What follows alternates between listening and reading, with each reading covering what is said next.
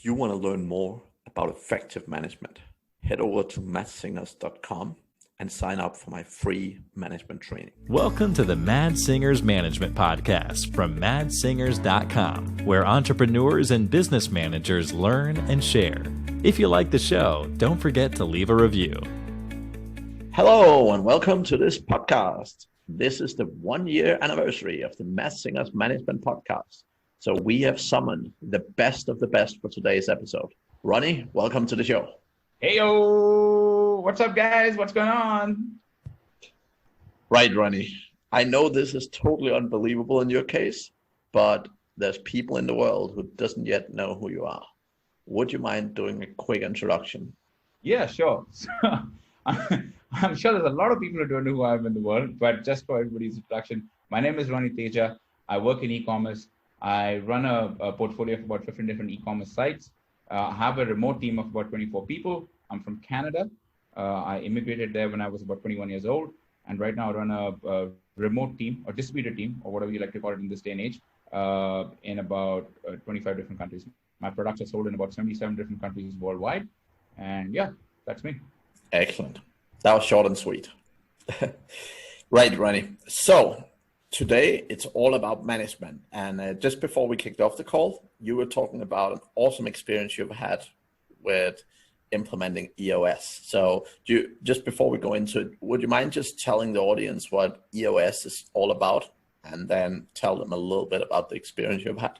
Yeah, for sure. So YOSS is a kind of it's a management system, and it's basically like focused on entrepreneurs or people, especially who might have distributed teams, or it might have people who are distributed in a company. So YOSS for me, it means the Entrepreneurial Operating System. First of all, it was basically first brought up by a guy called Gino Wickman, right? So you can read a couple of books, get a grip. I don't know what the second one is, but yeah, but Traction. Traction, yes, Traction's the big one. Yeah, so Traction's the big one. Get a grip is a follow-up to Traction, where they discuss a case study of a company that actually had implemented YOSS.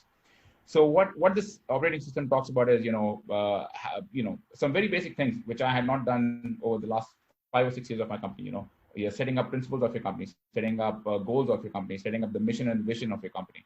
And when you set up all these different things in terms of like from a management perspective, and how it all comes together to bring your team together under one umbrella. So what you're trying to do is you're trying to say, look, guys, these are principles. This is the company playbook for all our employees, including myself. This is what we need to follow. This is the true north, like the North Star, where we are all aligned, right? If I were to even deviate from it, I need to be checked by someone else to say, hey, you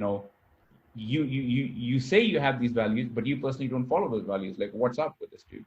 So that's what YOSS is. And all of a sudden, we started implementing it so Madge, of course, was one of the first people who brought it up to me many years ago, but I didn't understand what it meant, to be frank. So earlier this year in December, we hired an integrator, so a person who's been around companies like ours and has actually implemented this within organizations, small organizations, large organizations, to actually come and work with us. So there's a before December 2019, Ronnie, and there's a after January 2020, right? Completely different, right? So of course, one was more stressed. One was always questioning, are my employees loyal? Are my employees going to leave me tomorrow, et cetera, to today, where I look at it from a very different perspective, where it's like, I know for a fact that all of us are bought into one goal of the growth of the company. We are bought into a single goal of, raising the standard of one another. And of course, first and, most important is we all are collective working as an organization. So an example of it could be having a team meeting every 2 weeks, and we do like some social games or social quiz shows or something, and everybody like enjoys getting to know one another and stuff like that.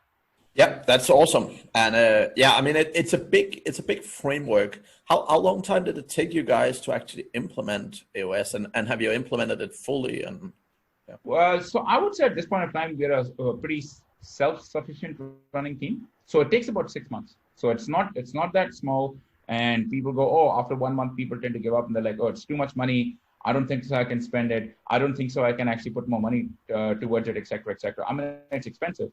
But the thing is, if you spend, let's say about like, we had a team of 25, 26 people, but if you were to say implement it over 4 months, with the cost of our cost was about 20 to 25,000 US.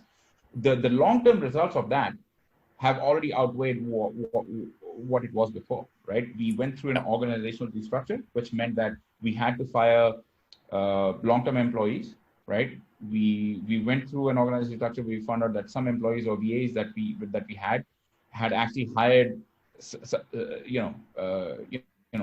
kudos to them, but they've had other VAs to go work for them, and they were not actually working on the for the company full time. And then we also found out that some of our employees were feeling quite they were feeling quite depressed, and they were not feeling demotivated, and they were feeling all these feelings because they had other employees who were coming into work hungover. They were coming into work partying from the night before, and they, of course, they don't want to snitch on them because that would be a very bad thing. So we went through the process of actually looking at each type of employee, and then we had to make a decision, and it wasn't a hard decision because we had to come and say, look, I think the first week was basically us going to all the employees and saying, look, we know there's something broken. We are going to give you all a chance to come forward and tell us, right? We trust you. You have my full trust, but tell us if you've done anything wrong, and if you've done anything which does not measure up to our values. So of course, even before that, I would say there's a couple of things that happened. We set a value goals, right? Yeah. What does the company stand for? Basic housekeeping stuff like Branzio watches and software keep or whatever. We believe in honesty, right? We believe in integrity of a human being. We believe that we want to deliver like an Amazonic experience, which basically means that 24/7, 365 service, and at any point of time, customers always can, right? We created that. Then we created a company playbook, and the company playbook, for lack of a better word, we used, given my somewhat Asian roots, we chose football or soccer as a way of actually going through it. So you had a yellow card, and 2 yellow cards led to a red card, and we had a 3-page, a very simple company playbook, and everybody was made to. I had to go through to each employee. We read the company playbook together, and at the end of it, we made them sign it to say, do you understand? Do you understand where the new company is headed, where the new organization is headed, right? Once that was done, then of course, then came the third step, which I was talking about, which I jumped a couple of steps on, which was, have you done anything wrong over the last couple of years or since your employment that I need to know? And through this course, of course, people owned up to the mistakes, and kudos to the people. And I'm being extremely honest with you.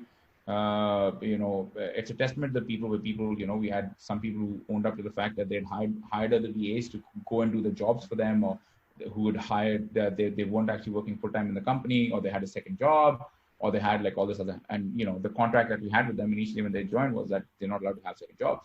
Or we found out, that the person that we'd hired as the team leader, or the head of customer service in Philippines, was actually hosting parties at her house and encouraging other people to drink and not show up for work the next morning because she said it's okay, don't worry about it. So, so it was. That is a great culture. Yeah, well, I don't know if it's a great culture. Well, interesting culture, let's say it that way. Sure. Yeah. But of course, you want to have a free culture, but you want to, if it interferes with the work, I wouldn't say it's a fantastic culture, because you're having one person to cover up for everybody else's mistake, right? Yeah.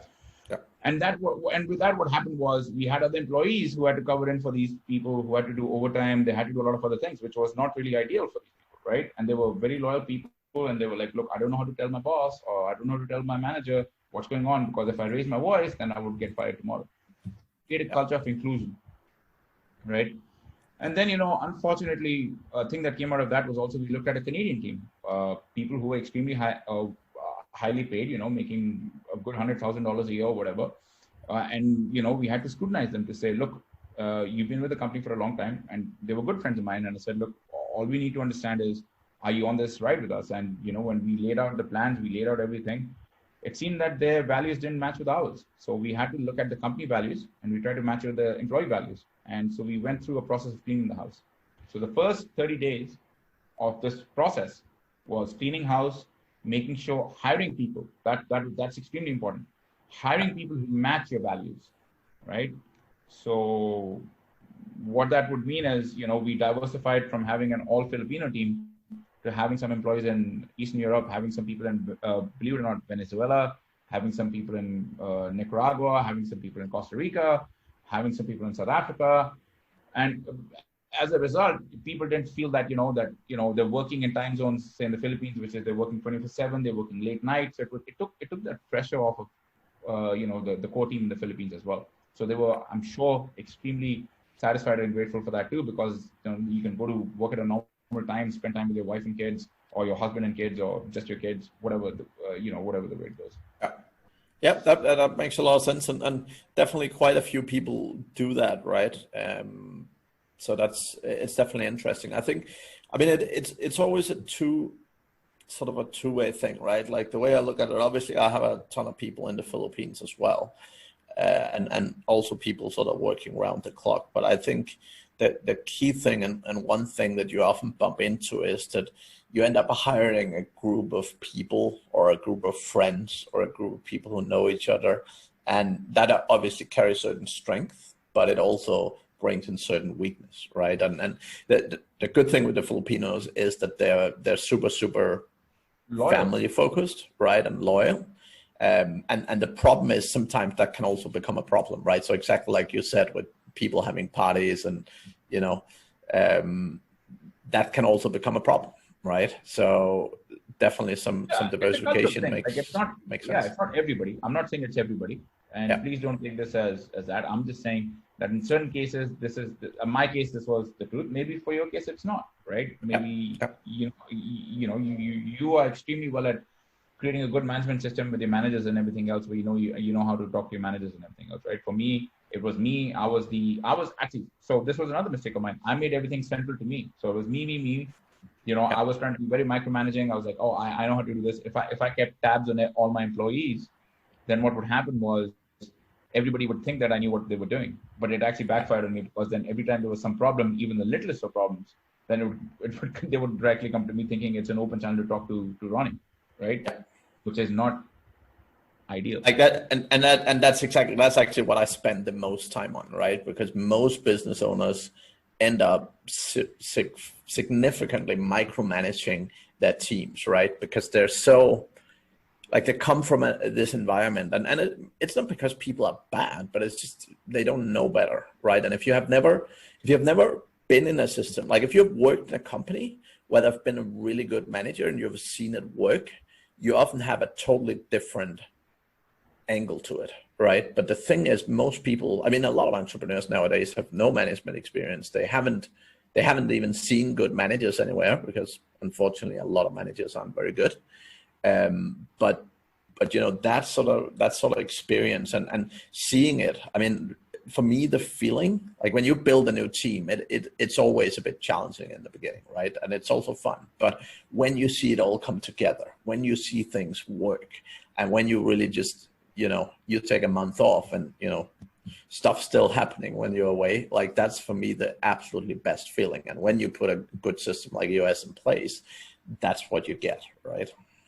Exactly. You don't need to be involved in it. So for us, like for example, for the head of customer service who we had to let go, we actually ended up going to a different geo, and we said, look, what we want to hire is a good man/woman manager, right? We want to hire a person who's a bit older, right? And personally has been actually, we're looking. So that thing about when people say we're not looking for the experience, but we're looking for the right fit. That actually came true, because we hired somebody who had worked in hotels. He'd managed a team of about 70 people. Then he worked at for Lime, which is like a bird, one of those scooter things that you have, electric scooter things. And he led a team of about 50 people, So we said, okay, this guy actually has an idea what he's doing. And what I mean by that is, because he's managed bigger teams, he'd have and remote teams, in fact, he would actually have an idea of how to actually manage different people's expectations, emotions, motivation levels, all this kind of stuff. He'd never worked in e-commerce before, and we said, look, that's not the problem. We'll uptrain you, right? And that's one of the benefits of the system is like you actually look for people or pieces who actually fit in the organization much better than actually having skills. Than actually having like just having some of the experience, because people with experience are going to come in, they're going to say, okay, they're always going to compare, and that's fine. I mean, there's no harm in comparing. Some organizations are better than others. Some organizations improved, but we gave him a chance, and he gave us a chance. And the chance is basically that he was uptrained in our processes. He actually brought his own processes in, and we were able to get the whole team under one umbrella underneath him. And he's quite strict, and it kind of helped out with the whole thing. Yeah. That's, I mean, honestly, I've seen probably, I had a client that came to me and was in desperate situation, right?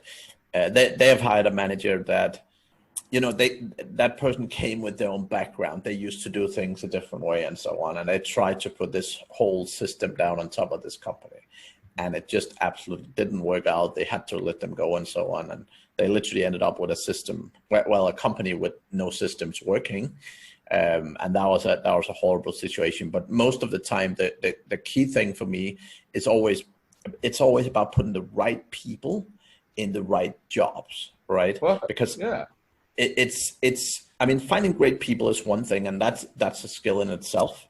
But really being cautious about what is the type of personality that you want in this particular role at this particular moment, and that might change, right?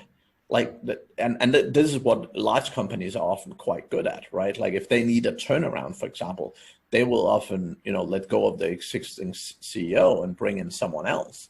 And the reason for that is it's not a question that the guy who was there necessarily sucked, but it's a question of what they actually need at that point in time is a different personality, different skill set, different view on how to do things. And I think that's the essence in business, right? This ability to actually really effectively figure out who's needed in what roles at what time, right? Agreed. And at least for building businesses that I do, like that's for me the number one thing, right? I mean, it reminds me of the famous Bruce Lee quote: "Be like water, calm and still, and be able to meander." Yeah. So I mean, just to continue from there, the next process of EOS is even more interesting for an entrepreneur, which is basically, I think this is something that you in fact taught me when I first met you about 3 or 4 years ago, which is about having managers, having good managers, and having those managers report to you. Before, like I said, it was a very flat organization. I was at the center. Everybody used to come to me, and I was always be stressed.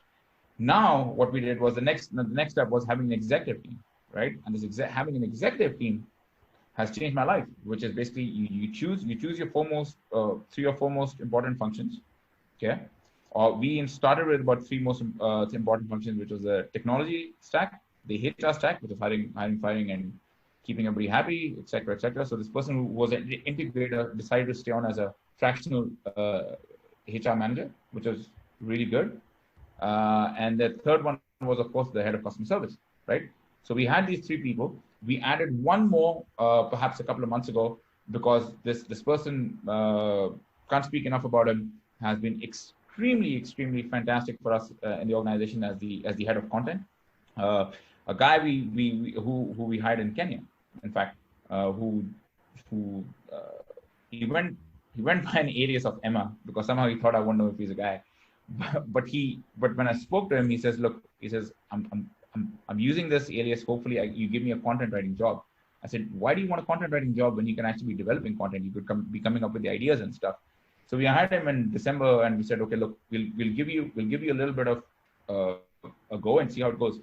3 months in, guys done a fantastic job, content wise, organic traffic's ranking well, dwell time ranking well, all that kind of stuff. And we're growing consistently in every way, shape, and form. So it's like, this guy deserves a chance to be in the, he wants a piece of the pie. So of course you promote them, you give them and you reward them in whichever way, shape, and form you can. And so now he's in the executive team. So we have 4 execs now. And the way it usually works is I have a call with them once a week. Once a week, we discuss company goals, strategic goals, any issues. We have a company presentation. We share with everybody how it goes, et cetera, right? Each person has their updates. I do have once every 2 weeks, I have a one-on-one with each exec to talk about the functions. It doesn't need to be with everybody, but we usually chit chat or whatever. But it's a good way to bring the team together, right? And once this was put in place, what I found out was I had a lot of free time. Believe it or not, going. So when I was talking about pre-December 2019, Ronnie was working about 60 to 70 hours a week. Yeah. Right. Post EOS, Ronnie works about 25 hours a week. Yeah. And that's why I believe that maybe I've drank the Kool-Aid or something. I don't know what's an easy way of saying this, but this is something that each and every one, if you're an entrepreneur and if you have a team of about 5 people, you should start this. You should start this now, or the best day was yesterday, second best day yesterday. So you start now. As soon as you hear this, I'd suggest you start now, because, or at least look for an integrator, or you're welcome to reach out to myself or Mads or anybody else and talk about it, and we'd be happy to give you some advice on this, because the benefits and the cost benefit analysis of this will always outweigh anything in any which way you can ever see. Right. Yeah, and I agree, and I think, I mean, I personally have one or two things with YOSS that I don't necessarily agree with, but the whole thing is having a framework. Yeah, it's right. A version of YOSS. Yeah. Exactly, and like the way, so I have certain things I do slightly different in my system, right? But the whole thing is having a clear management operation system in the business, so people know what they're doing, they know their responsibilities, they know what they have to deliver, and very much, I mean, for me, it's really about exactly what you just said, getting the business owner out of the freaking business, because in every business where the business can't run, if the business owner is not there, like, it's not actually a business, right? It's like a glorified job, but it's not a business. You can't sell it, and it's, yeah, it isn't pretty. Exactly. And the part that scares me the most right now is I don't need to be in the business every day. Like, I've taken myself out of the business, and I'm like, oh, what do I do now? So you come up with, like, now you have time to actually, like, so when they say, like, working on the business, working in the business, now I understand what it means. I completely understand that thing. And by the way, now when you feel like, oh, I have nothing to do, and you actually go and try and do stuff, you actually end up interfering in people's work more than actually adding value. So that's at least my experience. Well, I've learned to be hands off. Like, I've learned to be hands off. You have to trust your management team to do the right thing, right? It's their job. It's their ownership. I mean, they own. It's their ownership. Yeah. If you interfere, it means you don't trust them, right? So but what I have seen, Ronnie, I've seen a lot of my clients that, when they get to that stage, they kind of, that they feel like, oh, I'm no longer needed. And they actually start like, oh, well, that's wrong. I'm not needed. What's the problem? There's something wrong. And that, like, they're actually making up issues just to feel important. But I would disagree with you, actually. I do, because it's given me so much freedom to actually work on other things. So, like, for the longest time, my dream was to work on like a customer loyalty program. So so I'm actually working on a massive customer loyalty program. I personally write handwritten postcards to my customers. I personally am writing all these things. They might mean like small things. I write handwritten letters to my employees, and it seems like, oh, this is stuff you shouldn't be doing. I think it's a great thing. I tell you what, I've written a handwritten postcard and a handwritten letter to all my employees. When I have a company call every 2 weeks, a social call or something, in the background of some of my employees, I spot a nice letter that's pinned to the wall at the home office. And that tells me that these guys know that I care. And of course I do care about each and every one of my employees. Yeah. Small gesture goes a long way. And especially in terms of motivation, especially in terms of making them feel they're special. Yeah. Hell yeah. Yep. Yeah, that's awesome. I love hearing that. And yeah, as I said, I don't necessarily say everyone is like that, but I definitely see some people who keeps jumping back in, right? And it's just about not doing it. Actually, one of our common friends, Philippi, he have definitely managed to.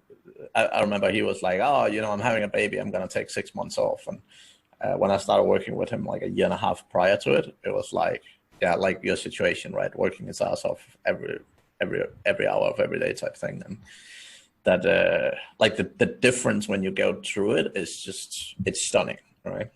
Yeah, and I can definitely tell you, like, I've seen Kurt. Sorry, Kurt, we're talking about in third person, but I've definitely seen him, and I've talked to him, and I've learned a lot from him as well. Like, I've learned a lot from you, and he was telling me, he's like, yeah, he says, you know what?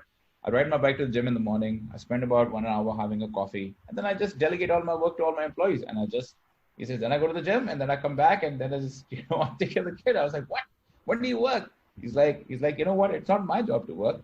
My employees job to work. My job is to be the visionary, and Kurt's a visionary, right? So of course you have a visionary, and then you have the the integrator. Integrator. Yeah. So Kurt's a visionary, and of course I'm sure he's got an integrator in that organization where they work in tandem and they complement each other. So you need somebody like that as well. So for me, of course, I have somebody in the organization who's an integrator, while I have all these crazy zany ideas, who needs to keep me in check to say, look, these are good ideas, buddy, but what's our basic goal? Our goal is to go make revenue. Stick to what makes us money, and then if you want to try these any things, maybe you have a 5-10% test budget. Let's go check it out and see if it works for us, right? Yeah, and that is absolute key, right? Because one of the problems is when you're the business owner, if you say go do this thing, people go do that thing. And the key thing is that when you actually give people ownership, when you give them the responsibility, and and they see, well, this is not the right thing. If I go and do this, Ronnie, this stuff will suffer. That's not a good idea. And when you give them the ownership and they can step up and say those things, that also helps you significantly, because, as a creative person, when you get ideas, it's like the best idea in the world for at least a couple of days, right? And some of them stay good, and some of them probably fade after a week. I can tell you, I'm shaking my head, laughing my ass off here, because I'm like, wow, over the last 5 years, I've probably had weeks and weeks of this kind of thing. And people are like, oh, excuse me, I'm getting confused. What should I focus on? Customer service? Should I be focused on marketing? Should I be focused on something else? Or should I be focusing on your stupid ideas, man? And that's me saying that openly, because I could tell you in hindsight, worst decisions ever. But that's why we're having this talk. So hopefully everybody listening to this podcast can learn about those, because you need somebody who keeps you in check. It could be an executive team. It could be your integrator. It could be anybody. But you need to have that. Where do you see yourself 5 years from now, Ronnie? 5 years from now, I've only done the two year degree. I'm done the 5 year degree. But I think in 2 years the plan is to sell the business, right? Sell the business, start something new. Maybe a little more on the subscription or software side, which sounds a lot more appealing right now. We're developing our own SaaS software right now as we speak. More focus on the digital space, and see how that actually goes, because we actually might be looking to pull out of e-commerce as much as I like. I mean, I love e-commerce. I love everything about it. But at some point in time, guys, so here's another interesting thing, right? Like we were talking about COVID before. COVID is a classic example of this. People during COVID or people before COVID who were focused on, say, dropshipping businesses, right? Their businesses probably suffered a lot more than people who actually had a brand. And what I mean by having a brand is people who actually looked after their customers. People who actually said, I'm delivering an Amazon experience to my customers. I'm delivering to my customers a value proposition, and they will never ever forget me no matter what happens, right? Anybody can build. I'm sure it's hard to do so. So no disrespect to dropshippers, but a dropshipper is basically it's like an Amazon store, right? It's basically it's a race to the bottom. You're never going to beat your factory suppliers, right? You're never going to be able to beat the Chinese if they made a dropshipping site, not at all, right? But if you were to take a product, even if you private label it and you built a brand around it, those businesses actually grew during COVID, right? A friend who I know was doing $10,000 to $15,000, maybe $10,000 in sales a day. But as soon as summer hit, people knew his brand, right? I think he went 3 times, $30,000 a day. Yeah. Just because he'd always taken care of customers. There was a lot of noise about him in the market, and he actually was able to take the positive experiences and extrapolate them over a period of 2 years. So that, I think, is the difference that I would say is extremely important in e-commerce, in your daily life, as a company. And, our company, for example, for US, like one of our values was to deliver an Amazonic or Zappos experience. right? We've had people who've called us to ask for pizza. So this happened about 6 months ago. Somebody called us and they said they want us to pay for the pizza to the dorm room. Some frat house called us just to test us out, because on a website we actually labeled it out. I said we will deliver you a similar experience to Zappos, and Zappos used to do that back in the day. Yeah. And so we paid $20 to send a pizza to the University of Michigan, dorm room to some kid who basically wanted pizza. Yeah. It's a funny story, but we have to live up to our values. If I hadn't, that was an opportunity for me to show my employees that it's $20, man, who cares? But in return, what we got was a bunch of video reviews from the frat house, which is fantastic. Exactly. Yeah. Yeah. And Ronnie, I think one of the things I really liked when you said our executive team, you said, and of course our customer service, right? So again, like one of the things that I fundamentally believe in, and is that you need to understand what your business evolves around, right? You need to understand the most important functions that you need to own fully within your business, and that you just have to be spot on, right? And in your case, you're saying, for us, customer service is the thing, right? Like you want to give people this absolutely mind-blowing experience. And I really like how you put that across, right? Because I think for every business, and for different businesses, it's different. I mean, for some businesses, it's providing quality products that just last and never need service and never need anything. For different people, it's different things, right? But being really clear about what the core focus of the company is, right? I think it's so valuable, both internally to your staff, but also externally, right? Because you send the right messages consistently. Yeah. And that's been believe it or not, that was my message 5 years ago too. Yeah. But you just need somebody who's a good executor to actually to believe in that vision, right? One of the employees that we hired, and the reason why he's with us, and he's going to be with us till we are for the next 10 years, is probably going to be. And the reason why I had him was because I love this example of him. Amir is his name, and I'd love to say his name on this podcast because he impressed me on his interview. And he said there was a time a customer emailed him at 10 p.m. at night, and he lives in Bosnia, and he drove 8 kilometers to go to the office at whatever time it was, at 8:30 or whatever, to go help this customer out by doing a live remote session so that the customer was satisfied. And he says, I stayed with her till 10:30 at night to make sure she was completely satisfied. And he says, that gave me a feeling of fulfillment. And I was like, that's fantastic. And guys like Amir and guys like Dennis, and those are the kind of people we want working at organization. Sounds fantastic.